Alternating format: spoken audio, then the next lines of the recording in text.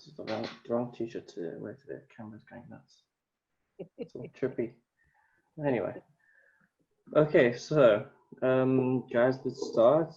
This is going to be a kind of a less intense, kind of more kind of just touch base, but also to kind of get the ball rolling a bit more kind of lectures, not as academic, but yeah, I'm going to be showing a few projects, not in completion, but just snippets of various projects that represent my kind of thought process as I go along the lecture. So as you kind of taking notes or watching the recording later on, you'll kind of see the kind of various scales of thought that I'm kind of operating at. And at these kind of scales, I'm sort of shifting to kind of, firstly make a definition for how I might design, but just various ways of working. So it's definitely important to note that there's not one way of working.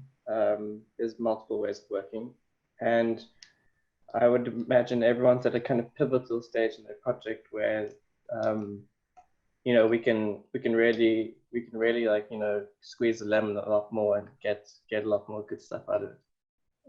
So anyway, so this is kind of how I see this lecture. It's kind of like me talking to a wall, and I put this here to kind of firstly note, we are in a weird predicament. It's kind of a couple times that, we are still getting used to probably working like this, working at home, COVID, all that stuff. So already there's a sort of inherent degree of flexibility to our current situation. And why I also put this here is that when you start thinking about these ideas of flexibility in your schemes, it starts with yourself, putting yourself as the designer in the scheme before you put a user, and you certainly have to imagine the user's point of view. But it all comes down to kind of a body in space. So the above would have been like day one at home studio. We were kind of staring into space, don't really know what to do. At least that was definitely me. But by now, things are starting to get slightly more organized, and we start to, if you kind of imagine or just draw the kind of space that you're using, you can see how you for yourself, can have various iterations of what's happening around you. So, the Webster's definition for design is a fairly obvious one. It's a set of drawings that you produce to have a better outcome for what you're kind of making. Essentially, I see this definition as an instruction. And I definitely picked this up in honors as probably during some office, which was, it's a series of instructions to achieve your design.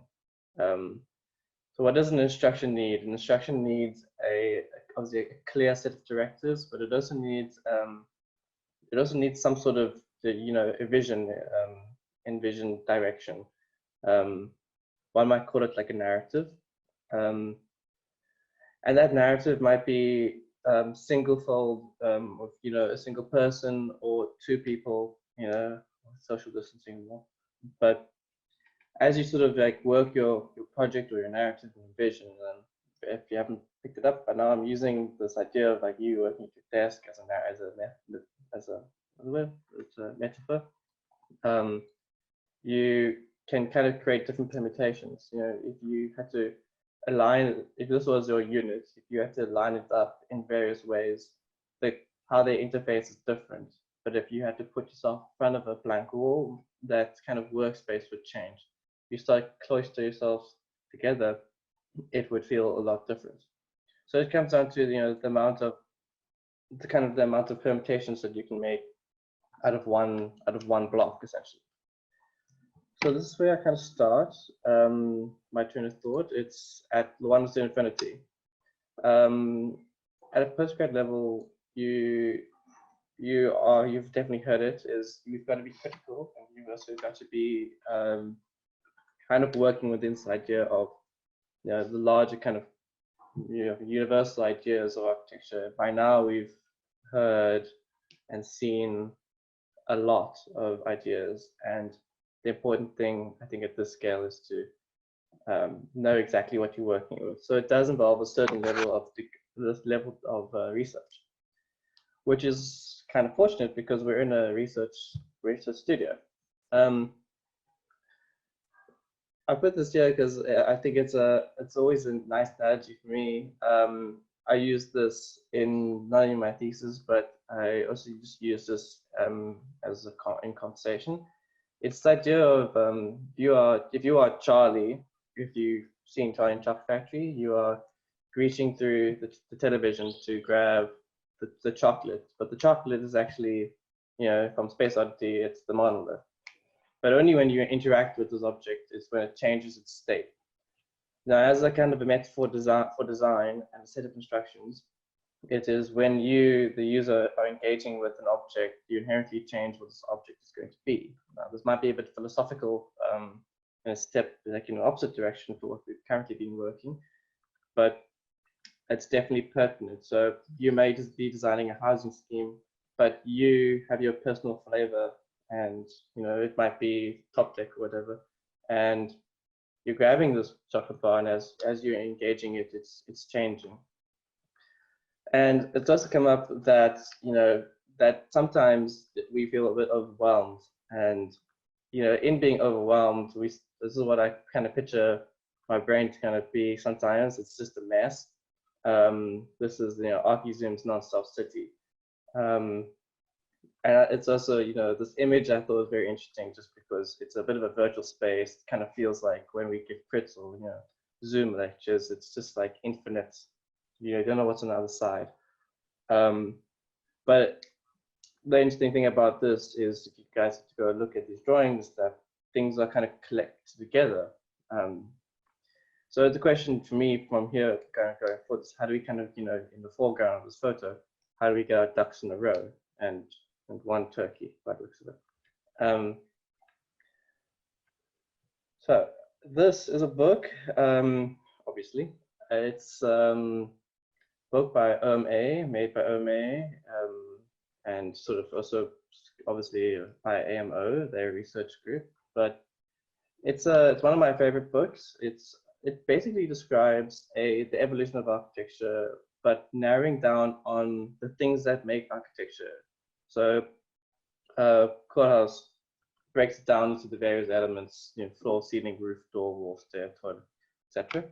And he kind of takes it from the basics of the primitive hut and tracks its evolution to modern intervention kind of today where we're at. Obviously, the primitive hut didn't include a escalator or an elevator, so we can see how different modes of building and also typology have changed how we use architecture.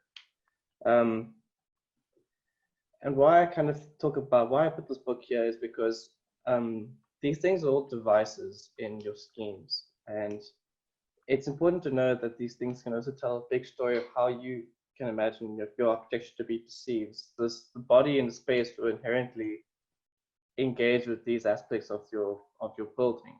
So take a single unit. A single unit is a box, a matchbox in space. It will have floors, walls, ceilings, and it will have toilets and the fireplace and balconies and stuff. All those things come with a technical connotation, but they also come with a degree of flexibility of how that space is going to be used. Case in point, Carlos took this book to his Biennale in 2014, and he started to make installations around this.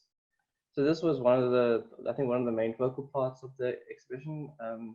It basically talks about this idea of beauty versus reality, and essentially, this is kind of like one condition that he highlights. So, you can see over here it says ceiling or roof, and this is kind of like we imagined the Renaissance ceiling. We've learned about this pretty kind of how things or ornament played a role. But on the left hand side of the screen, you sort of see the kind of ceilings that prevail now. I can probably say maybe about 60% of us have a ceiling like this above our heads right now.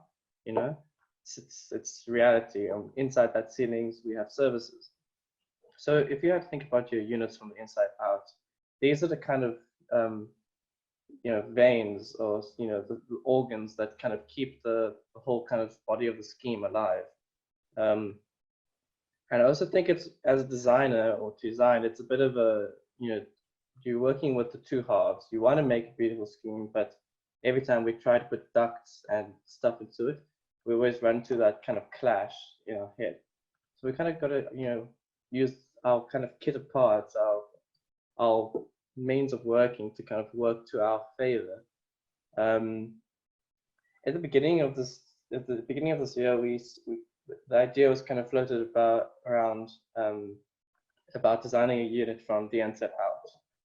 And if you had imagined you have one of those first year stencils, 1 to 100, and you just had to arrange a bunch of things on the page, what would that sort of space be like, with no walls, no scheme, nothing? You would just imagine yourself in that space using it. Only once you've got a larger like language of elements, you start to assemble yourself around that space to create a scheme. So it's this kind of back and forth thinking that, like, myself as designer, when I'm putting together a project, I think. And I sort of think about like various things. It may start as something very small at the top, which is like the curb, the urban elements, the fences. But also, there might be other elements of play, vertical circulation, infrastructure, but also, other things like parking and planting. So, but all these things, you gotta remember, have a quantifiable and obviously qualitative sort of purpose in the building. When you assemble or collect these things, you start to imagine the space as a tectonic material and spatial language. I'm trying to avoid using all the hectic architecture terminology, but I mean, one falls into the trap. But essentially, these two drawings came out of my thesis, and why I put them there was this idea of working kind of in a certain way to achieve an outcome that is indeterminate. And the purpose of working like this is that you get to sort of explore something that you probably didn't know you could have been exploring in the first place. The cons of working like this is that you generally, if you're not disciplined, go down the rabbit hole, and it's very hard to come back out of it. So, word of warning. But at least you know that your project is going to be different to your neighbor. And I think if you are definitely designing housing, you've got to ask yourself, what is the one thing about your design scheme that makes it inherently different? Because housing's been done before, done by a lot of people. Coming down to earth relatively quickly, 1 to 500. So at this kind of scale, you can imagine the kind of workings that's happening. We probably looking at sites, the immediate broader site, the context, and we've all been asked to do it. Every year, every project we've ever done after school, it's okay, context. And at the end of the day, we probably, our projects are assimilations of our research, assimilations of our understanding of context, and assimilations of our own personal aspirations. And it's kind of like the melding of all these things and bring it home. Again, I included this photo of my thesis because it was just this idea of collecting various silos of research, which then basically to this idea of narrative. So yeah, at 1 to 500, I'm showing you collage. Why? This collage was for my honors, for my sim office, and it was a collage about District 6, explaining the kind of idea of the Yellow Brick Road being the spine that runs into Cape Town. The main road is Kaiserberg Street, and the two on the side are basically, District 6 old, District 6 contemporary, and various projects that are sprung up around it. So I'm going to be referring to my honors project quite a lot because I think it's one that's very relevant as opposed to my scape thesis. but just because in this logic that it also describes many other things. If you're thinking about other things in narrative, there's a sort of a social history one. In this case, in this drawing, it was the Kapteklubsen parade. But there's also like a built infrastructural question around, in this collage again, around housing and its scale versus the city scale.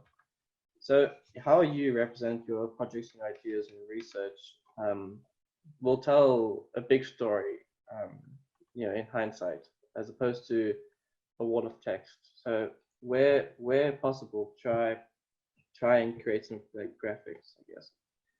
I did the same for another course we did in honors. It was advanced research methods with Ian Lowe, and it spoke about mixed plane, and from a graphical point of view, it was kind of tracking the user experience within the various housing types in mixed plane. I kind of found this graphic last night, and I got nostalgic.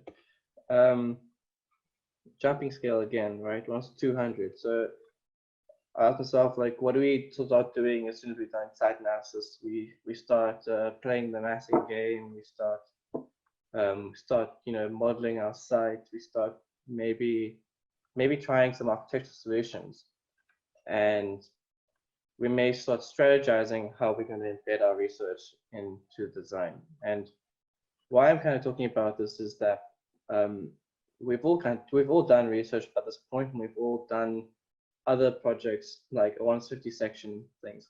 And it's important to note that every time you take a step forward, you're not forgetting about the steps you've just taken, right? You want to always try and keep the momentum going, and momentum is a sum of kinetic energies. You're not losing it, otherwise you're losing momentum. And how you choose to create your overall envelope, you might make a building that's spanning something, or you might make something's hovering over and something's happening underneath. It's kind of infinite, right?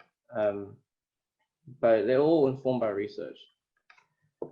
So you start to draw, right? Emphasis on draw and make things and doing all the nice things. On the on the left is the honors project. It was an initial just understanding of what's around me at a certain scale. I think it was 1 to 500 I was looking at.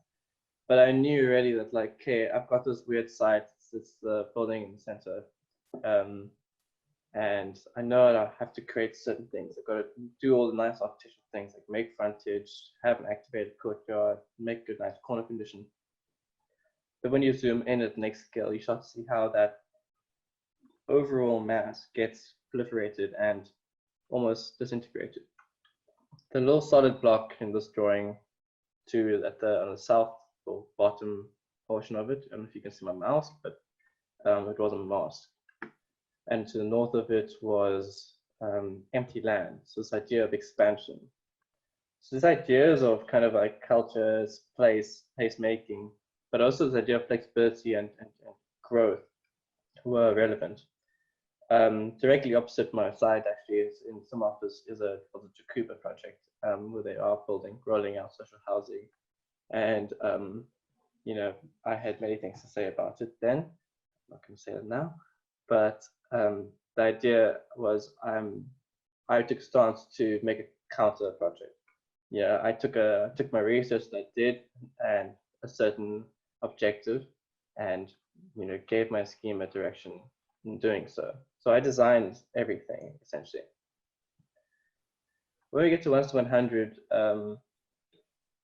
a lot of people generally obviously start putting very quantifiable things to their projects. Grids. You may be using grids off the context buildings to create like design lines, or foot traffic across the site to create pathways and stuff.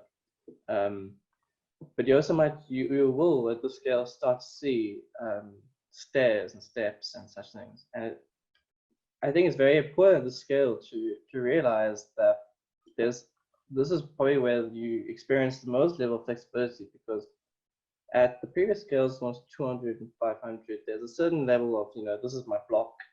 I'm going to work with my block. I'm comfortable with my block.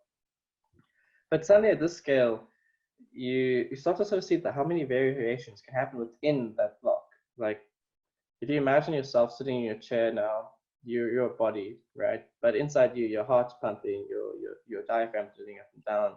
There's many things happening inside of you that are changing all the time. And that's the same thing I think about when I think about the design of a unit, the design of a house. Case in point, this drawing was done, the first thing that was done in the house home studio was make a drawing of your childhood room. So I made a drawing of my childhood room using a single line. This idea of the line being almost the full envelope of the house or the room. But inside it essentially was, inside the room there's shelves, there's posts on the wall, there's a bed, and it became a bunk eventually. There's another shelf, there's me hiding under the desk because I'm strange. And I remember vividly, sometimes my parents could not find me, and that was funny to me, but not to them apparently. And when I kind of did this analysis, it was thinking that here's my room, something I spend a lot of time in, but I'm using it very differently, almost on a day-to-day basis, depending on the activity. You can imagine your own childhood room, and I'm sure you might have the same experience. So something a little more architectural and less personal. This is a building by Caesar, and I've mentioned it in crits to my group, but to Seb's group, if you haven't seen this building, I would definitely encourage you to check it out. It's a project by Caesar, and kind of why I included it here, and also alongside guys like Aram and stuff, is if you look at the way he uses the staircase, there is a certain degree of complexity, but also a certain degree of diversity that he's trying to achieve. Obviously, his building is presented as a facade, and it does all the things that the facade needs to do. But it starts instantly from where the body makes contact with this facade and how you approach it. So you could have made a single staircase that's just pushed up and goes up, standard, I don't know, 1.5 by 1.5 landings, etc. Yes.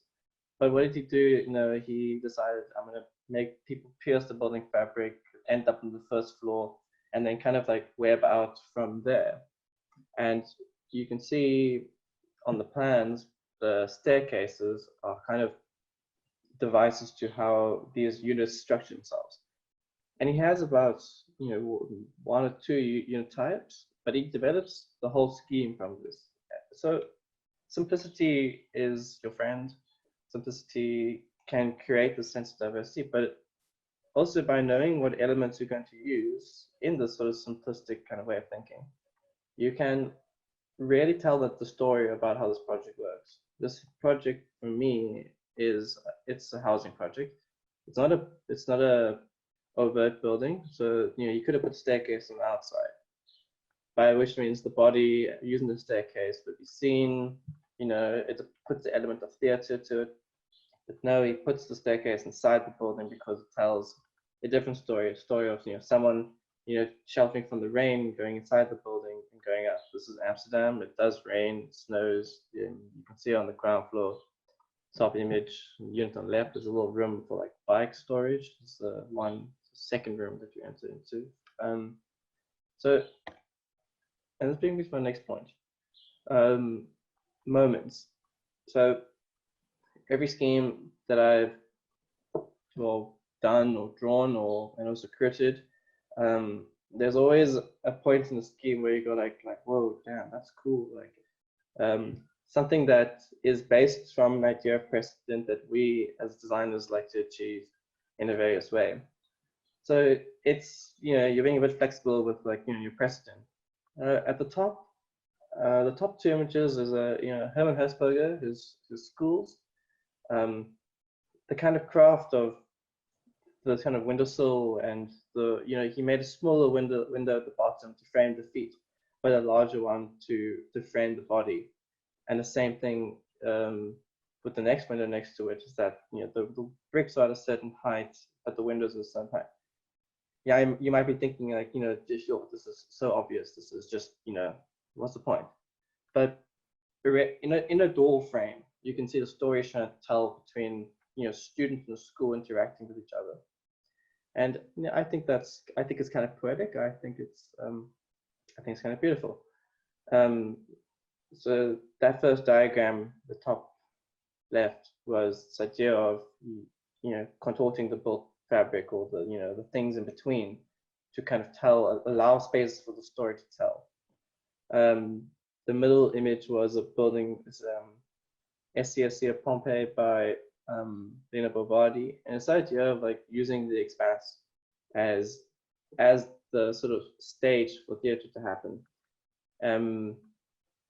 If you don't know the project, I would recommend just researching it for your own knowledge. But it's the idea that the ground plane becomes this fluid thing. And in my honors project, I used this idea of the ground plane as a fluid thing. It carried the yellow brick road right into my built fabric and created an even playing field between the city and the project. And obviously, we most of us are familiar with the image in the bottom right. It's a street in the sky. This idea of like structuring elements in the building. You can see on the walls in this image that there's a column, and there's a floor, and there's a ceiling, and then there's people doing their thing in the middle. I mean, you can't really imagine what people are going to do in building A, if that's kind of the catch-22 with flexibility. But at the same time, you can definitely write the script in a sense. So, it's a corridor essentially. It's structured. It's probably running straight, and it's probably going to terminate at a certain point. As you move along this corridor, things will change. So again, the synthesis between your initial research, right, your 1 to infinity ideas, all the way down to what around 1 to 100, can be seen, in my opinion, to kind of relate.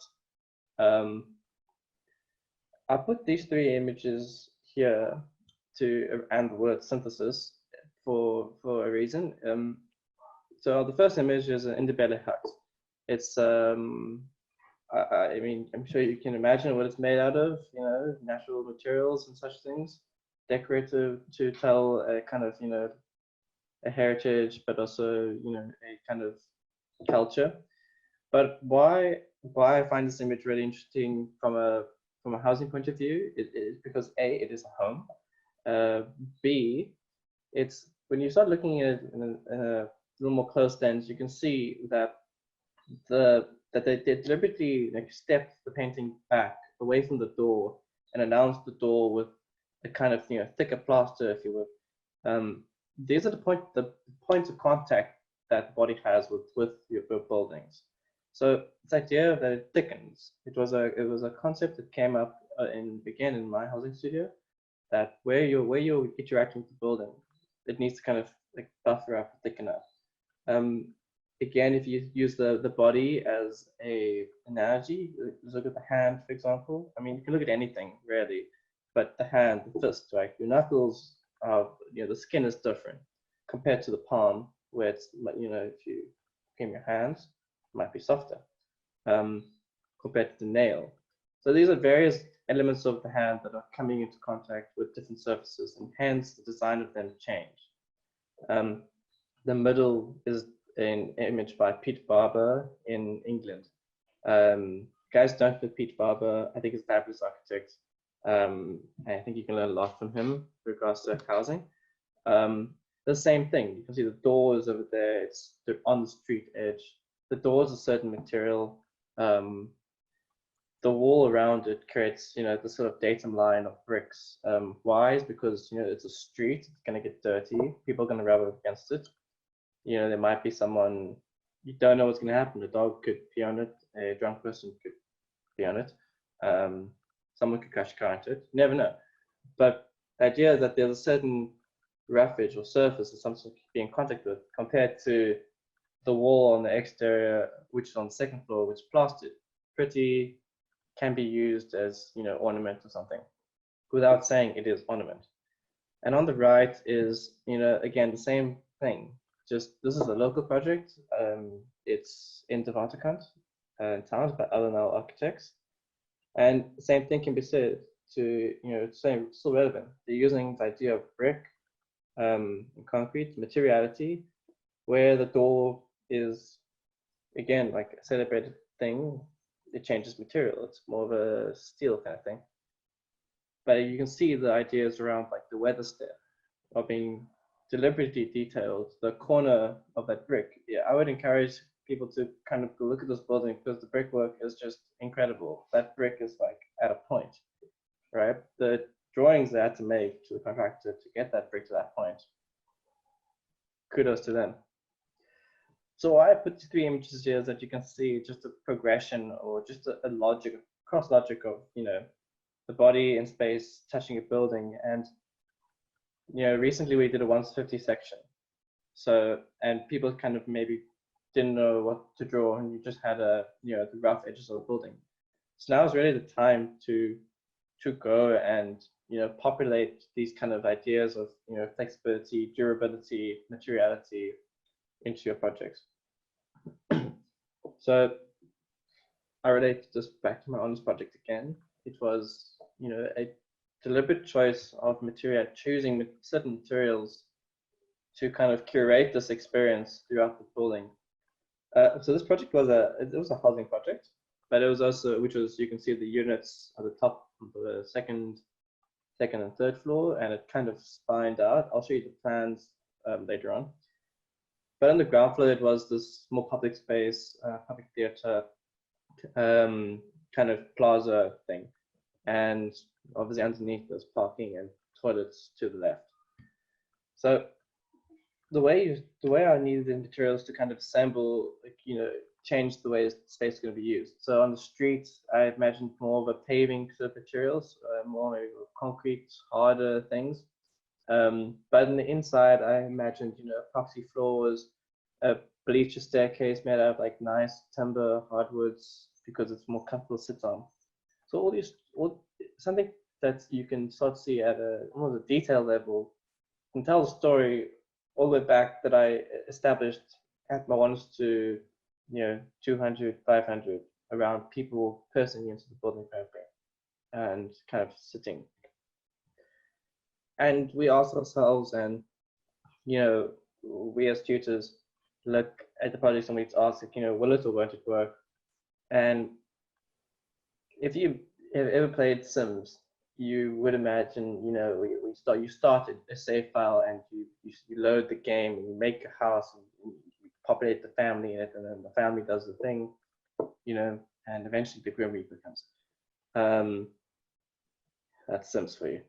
But you start to sort of see the full life of your building at various scales. So, will it or won't it work can be as basic as this drawing behind, like on the left, which is, can you excavate for your site? Will it actually work on site?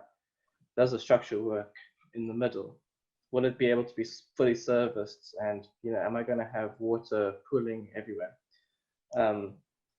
But will it or won't it work also work by looking at the space in between, like, the kind of gaps in your building. So what do we do as students or just as architects, designers? We draw a lot, and at least I draw a lot, and I love this process because this to and fro mixings of different design methods really test what I'm trying to achieve here. So again, this was a sketch that I took to, at the time, Ian was my lecturer, and so was Philip Steckemer, and they told me, like, sure, okay. And then I took them the render on the same day, and they were like, okay, I see it. So there's a certain level, when you start crossing mediums, you sort of start to unlock something new. But there's also, if you're designing a scheme, you have to test it. You have to kind of convince yourself, but also convince us. So in my group, I've been telling people, play the game. And the game is really testing. I like to play this. I don't know if my cursor is working, but You know, I take little blocks to arrange things to make sure that they work. You know, everything at a certain point in the project, you have to retain a quantifiable thing. You're just going to see, you know, investigate the structure in relevance to, you know, your narrative. So, you know, this drawing was columns of the floor plate, and the floor plate needed to shift in certain ways to be economical, but also allow these spaces where it stepped out to create social spaces. And you take this thinking down to the facade, and you're always taking it down right to the details. And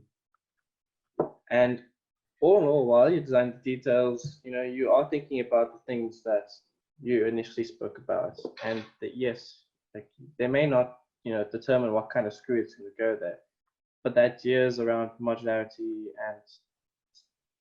and modularity, materiality, you know, assemblage all come to place. And it might be an idea that you have on a coffee napkin, because Truth Coffee is now open, you know, thanks COVID. And you know, you may have it, just draw it, put it on paper. You never know when it's gonna come to play. So this was the housing project. It was the social space theater on the ground floor with an arcade retail. At the top, there was some units. On the corner, there were some more units, but at the back, there was what I like to call the theater. So this was the theater. It was kind of a mixed use, indeterminate space. There was conference rooms on the sides. This was a computer lab. There was a staircase, a stage under the floor plate here. There was more kind of rooms to rent for workspaces. At the back, there was a garden, and it was this idea of, you know, what is the space that I'm making that's left over? So I turned it into a space that people could use, just a place to kind of like sit as you're kind of moving through the space.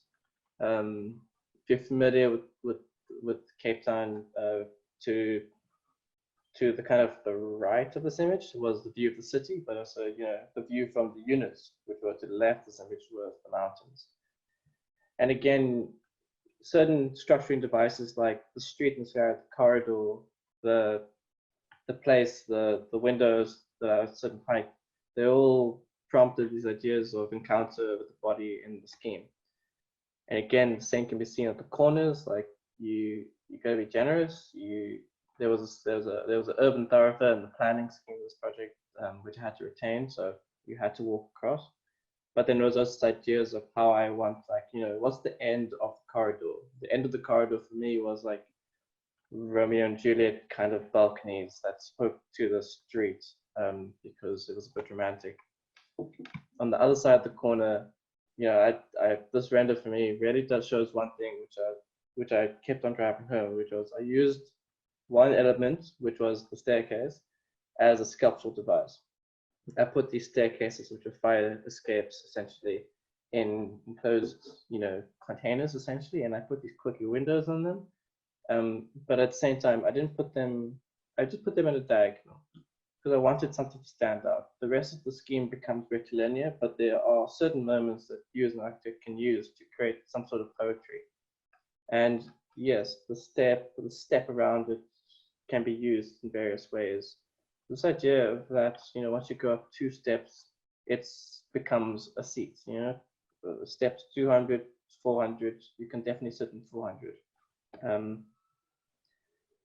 So zooming in again, we start looking at the unit, right? It's for most of the time, it's a block, it's a box, it's empty, it's kind of pragmatic. It's got 4 corners, and you know,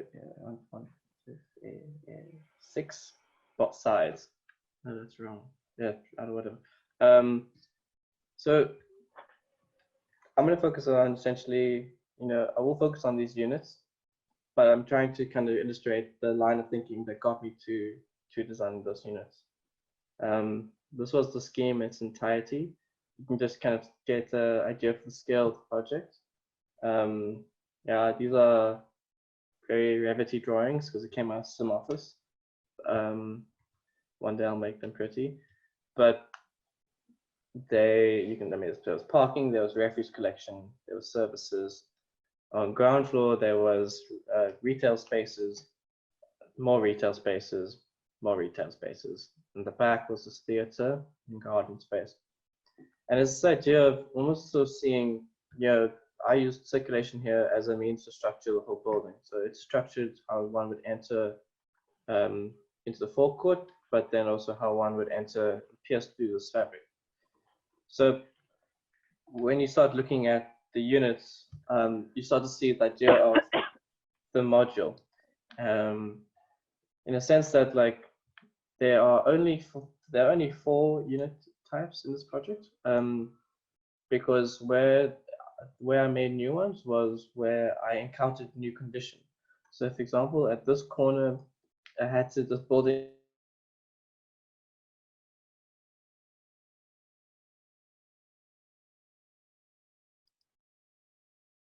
Mayank, you muted yourself.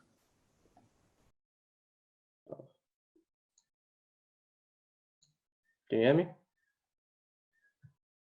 Hello? Hello? Can hear you now. Oh, that's weird. How long was I mute for? No, it was me. I was trying to mute people because they were making a noise in the background, and then I ended up muting you too. Sorry. Okay. Swiftly moving on. So this idea that like this was a compact site, guys, and your site is once you start populating it, it suddenly space fills up. But every opportunity you can use, just use it. As you go up, we once had a lecturer, Julian Cook, and he said, design from the roof down because services and simplicity. And yeah, so these drawings, I'll make these drawings available. You guys can look at how I put, for example, the relation of the corridor to fire escapes. What else can I point out? The collection of services in the center of the unit, but also the idea of using the staircases as slightly sculptural things. One can go on about this designing of this project, but it's all driven by regulation. So, for example, if you are living in this apartment here, in the middle of the scheme, within your radius, you always have access to 2 fire escapes, right? That's almost obvious at this point. From your work experience or just from exposure to architecture, these things are pragmatic. There's also a structural thing, right? Between grids C1 and A1, I had a certain space. So my unit had a predetermined size and had a predetermined width. And these are the kind of quantifiables that you've got to know not before, but as you are designing your unit. So here are my units. There was a studio unit, a family unit, a corner unit, which is the one I mentioned, another corner unit, which was not my most favorite one. But then there was also like a mezzanine unit, which is how I kind of dealt with the roof condition. So that's it. That's all that made the project. I didn't have like 6 units because every condition is new. It just made my life simple. So I want to just talk about the actual unit now. So when you guys are designing this thing, this was a very small unit, right? This was 7.2 by 3.7, and it catered only towards a single person. It was like a bachelor pad apartment. But from the door slightly stepped in because it was that where the body comes to contact. I didn't want it to be right up in the corridor. I wanted to step in ever so slightly. I mean, I look at this now and I wish I could step it in more. Like maybe I could have stepped it until there, but it's just I think some office stress, but whatever. And also you make space for certain things you don't need to be there: fridge, sink, a kitchen countertop, a place to kind of prep and stuff. You start to imagine the degrees of kind of, or just the use of that space there. The dining, the room and the furniture and the TV. This space, you could almost draw a drawing with that and not draw all those things, in my opinion, because I as a user may want my bed over here, or I may want my couch over here. So you may want to draw this apartment 4 or 5 times and try different arrangements of furniture to still see if your design holds up. On the other side, it was, this is the solution to treating the furniture, to the facade, and also, in section. It was, allowing the built fabric to some opportunity. What was that? And also this idea of storage. It's something that goes just over our heads, but we all need some form of storage. On the other side, the bathroom, we start to see something that's just a little more mundane, like that wall thickens because there's a certain amount of pipes. There's storage for the bin, like a little ref, like a little black bin bag. That bathroom is probably the most economical that I could have got it down to within a comfortable size, but it did take a long time to actually make the bathrooms work. Now, same thing here. You can take those things and apply it to where I had a diagonal to deal with.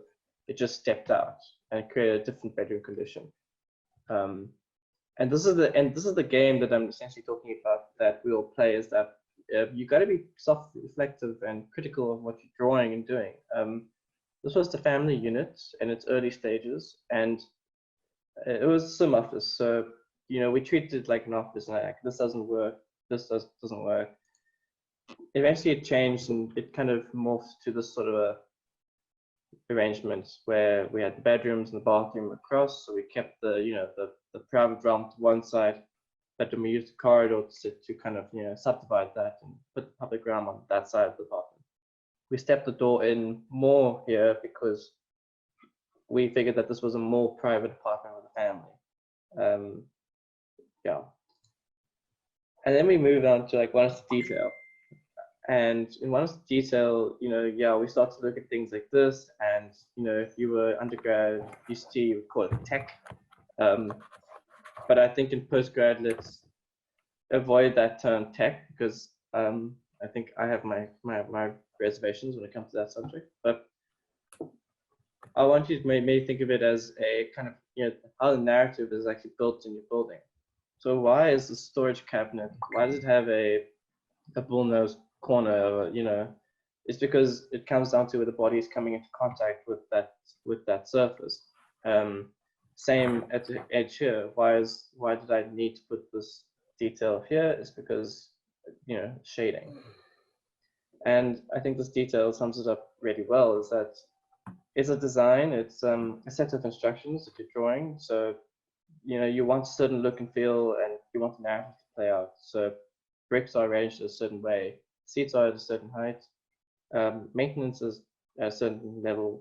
But within this detail here, I kind of used it as a means of kind of showing, I guess, my examiner at that time, everything from A to Z, the sequencing of construction, you can kind of see in the build-up and slab, all the way to how I envision the space to be used in its reality. And yeah, so in conclusion, when you guys are designing, you use the full alphabet, it's A to Z. So try not to lose anything, and I guess moral stories, have fun. Cool.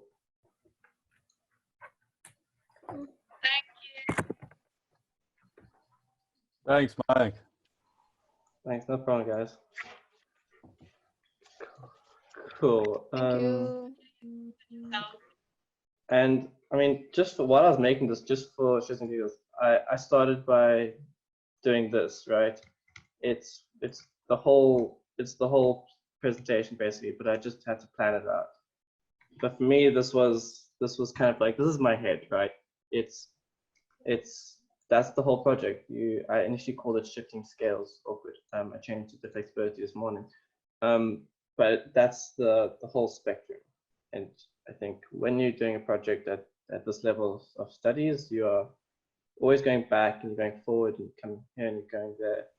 So great tip for masters, I think, is, but also a great tip for right now. Cool. Thanks very much. That was fantastic. And it's also nice for them to see the the kind of Prezi fold out as a way of thinking comprehensively. I think Prezi is a nice tool and we don't use it often enough. Just to ask the audience, anyone wants to ask Mayang some questions, maybe just do the put up your hand thing, then we don't need everyone to shout at the same time. Anyone wants to ask a question? Show of hands. No questions? Okay, very, Mayang, very comprehensive. And yeah, I think a nice, clear description of a way of working and of tackling these things. And also the kind of tenacity and the kind of intensity with which you have to work in a kind of very detailed way to get the best possible results. I think that's a really nice lesson for everybody. You know, it's kind of like practicing your scales, writing the music, going back to practicing the scales, rewriting the music. That's a good method. Scales. You know, changing the way you play the music at various times. You know, I don't know. You know, so it's quite yeah. So I thought it was very clearly and very well illustrated at every scale. All right. Mayang, thanks a lot.